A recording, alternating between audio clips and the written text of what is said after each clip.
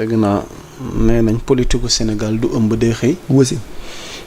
léegi situation assemblée nationale bi Ousmane Sonko ne ginnaaw bi mu doonee président de l' assemblée nationale ba noppi mu mel ni les députés de l' opposition amal nañu recours conseil constitutionnel jàpp ni y a de l'illégalité ci réintégration fan la wan ne nar a mujjee ki gëtëm ci décision bi nga xamante ni moom la ñuy xaar ci conseil constitutionnel pour le cas de Ousmane Sonko. lii raam ci ñag ba la jëm. lan mooy raam. yaa Moussa lii raam ci ñag ba la jëm. te yàlla na jàmm rek sax yàlla na jàmm rek am. lan laa jàpp xam nga lan laa jàpp ni moo leen bloqué. Jeux olympiques de la jeunesse. ok man loolu laa jàpp ni moom mooy pour le moment obstacle bi war a tax demaguñu au front parce que lii ma gis nii dañuy dem au front. lii ma gis nii fi ñu jëm nii dañuy dem au front.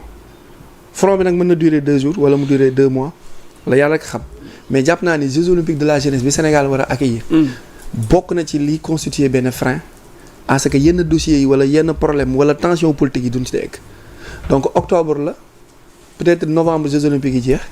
décembre assemblée nationale bi am 2 ans. bis bu ñu tasee assemblée nationale bi. coow mën na am comme coow mën na bañ a am mais bu ñu dawalaatee 3 mois après dañuy tasaat gouvernement bi. bu Diomaye bu tasee assemblée nationale bi. ay décembre yooyu. bu ci jugee ba organiser beneen kii bu bees ci mois de janvier bi.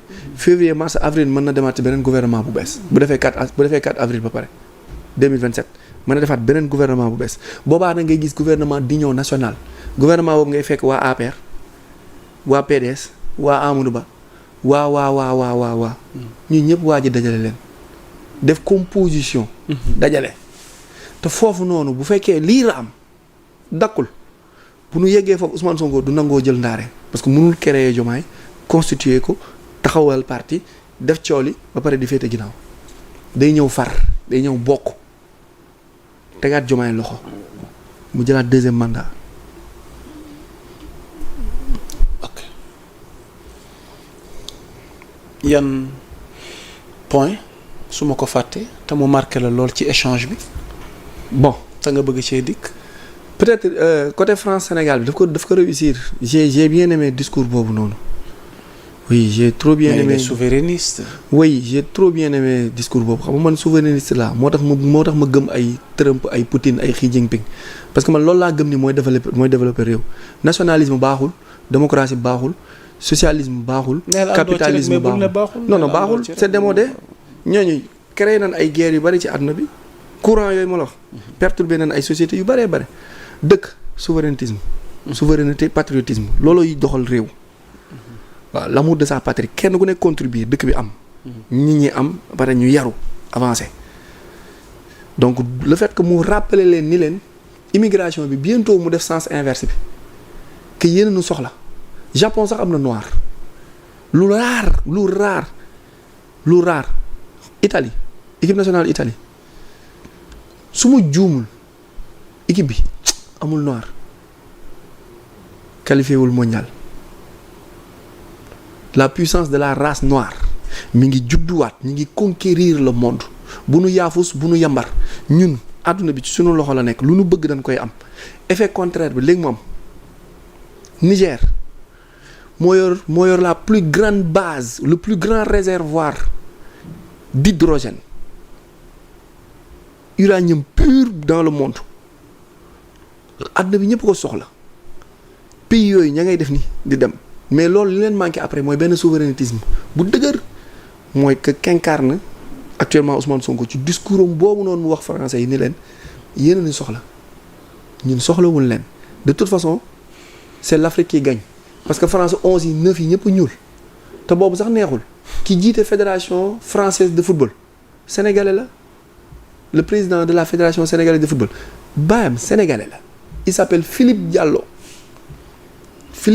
papam sénégalais la moo jiite fédération française de football léegi ñun lenn rek moo dese muy ñu génn franc CFA dem ànd ak AS créer benn monnaie bu tudd Sahel arrivé ko ci or bi ñun am nañ or am nañ terre rare Niger am na hydrogène am na uranium Burkina am na or ñu def suñu banque centrale par force neex na xadi en 5 ans nga lever fonds de plus de 100 000 milliards de dollars ñu jox la 100 000 milliards de dollars lépp loo bëgg a defar lépp loo soxla ci réew nga defar ko parce que am nga ressource bu ko mën a fay.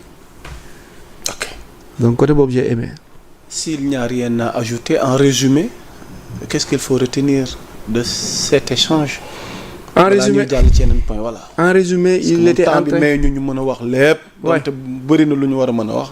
Donc en résumé ñu daal. En résumé dama jàpp ni il parlait avec la communauté internationale qui se justifiait d'une part et d'autre part il a commencé à gagner en maturité dans ses discours internationaux. Donc en résumé, c'était pas le moment France 24 RFI moment bii ngi leen jëli nii c'était pas le bon moment mais aussi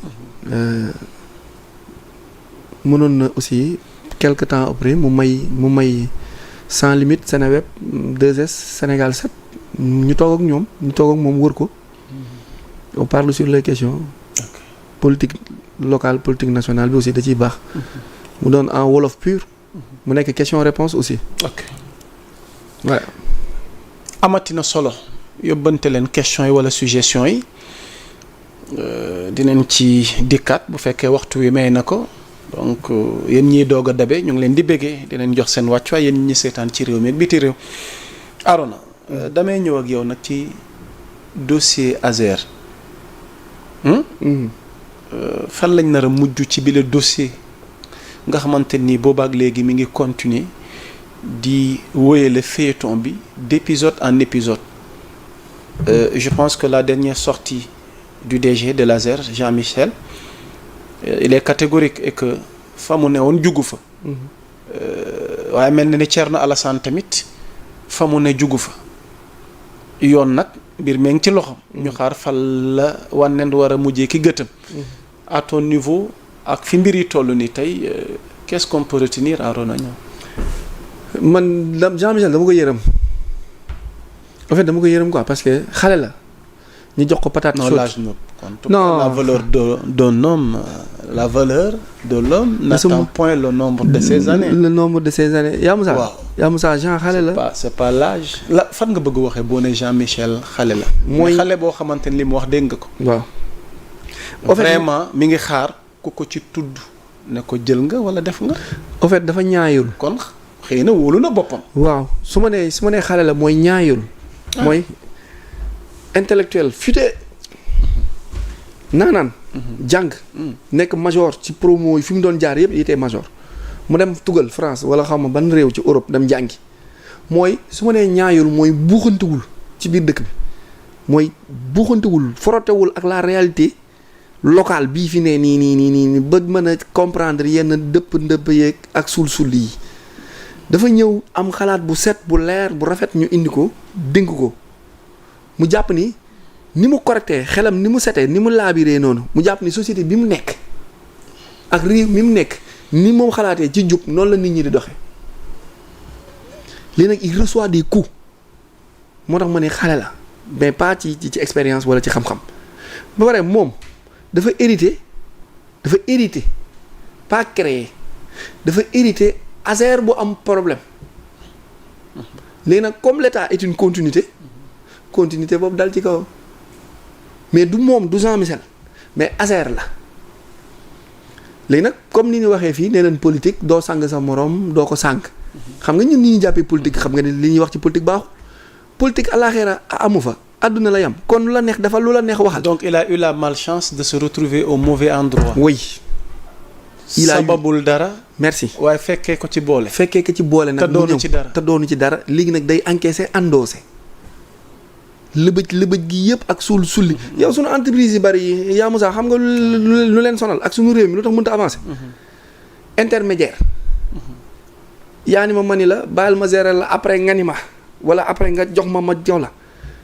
këdd dóor ngàdd te ay mag a koy def de raar na nga dégg xale bu jiite benn direction xale su ma nee xale mooy moins de 40 ans 30 ans yii ñu dénk leen direction ngay dégg yenn malversation. ñun jeunesse moom il fait quand même notre fierté moom Jean-Michel waxuñu ko ngir li ka neex mais yal na ko yàlla taxaw daal. merci ko dëgër laay mission dëgg la nekk ñu ngi koy ñaanal parce que ñëw xëy nag ci bërëb boo xamante ne fekk nga fa ay mbuxum fekk fa ay luubal fekk fa njaaxum nga amoon yéene bëgg mu set ba faf ñu laaxaale la ci jàpp ni yàlla ndëmal dafa métti Arona xoola coono dëgg la nekk di dund. dañ ko ñaanal yàlla. léegi dañ ko ñaanal parce que xale la bu réussir ñun suñu réussite la bu jàllee ci cap bii nii bu ci génnee. en fait dañuy tax ñu ñemee dénk. non je fais confiance à la justice de mon pays. je pense que vraiment il moo va tax s'en ma ne sortir. daa ñëw au mauvais endroit. ok man samedi moom ci boppam sax ak Nianing Debout ak fédération élèves étudiants wu Nianing samedi maa leen defal seen synthèse en histoire géographie. ndeysaan ak Songe en philosophie. ndeysaan ñu ngi koy defee Nianing donc maa ngi invité ñëpp ñu dëkkee Malicounda Warang Nianing boobu noonu yëpp. macha allah donc c'est un moment pour lui dire. tiens bon munta ñàkk. ci àdduna bi la bokk. di nga encaisser di nga dégg dinañ la dóor. mais nag il faut encaisser accepter et remettre le coup. faut jamais reculer. li Moustapha Gueye sama mbër bi doon wax naan buñ la songee daw këf sa tànk soo arrière da ngay daanu. parce que sa poids bi day nekk sa ginnaaw mais buñ